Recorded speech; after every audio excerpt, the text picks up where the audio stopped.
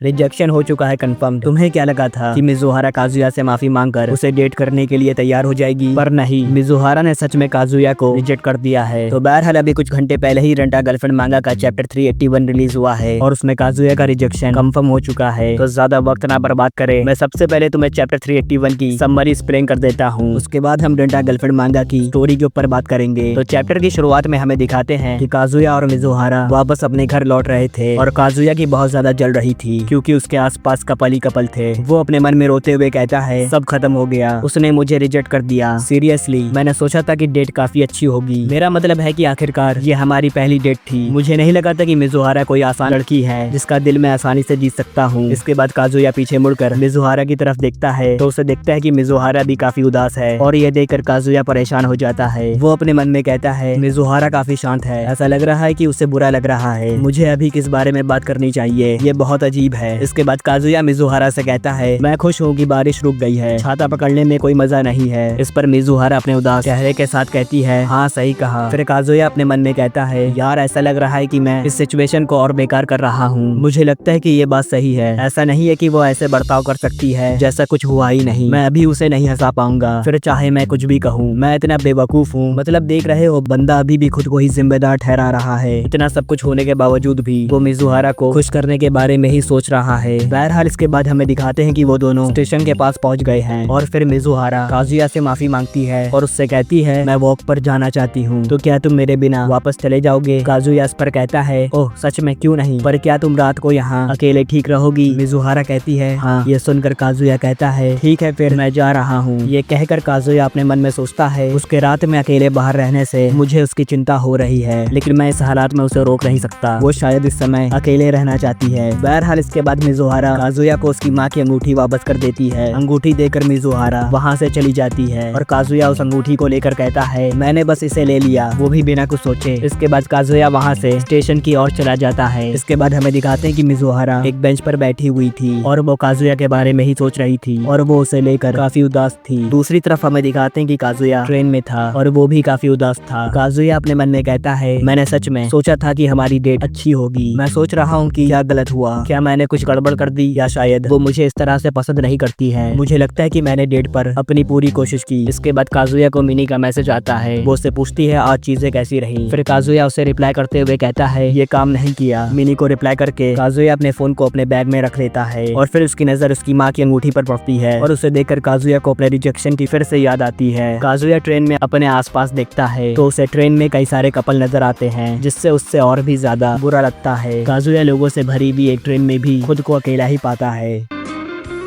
दोस्तों के साथ जब भी बाहर मैं जाता हूँ फिर भी मैं खुद को अकेला ही पाता हूँ हर पल।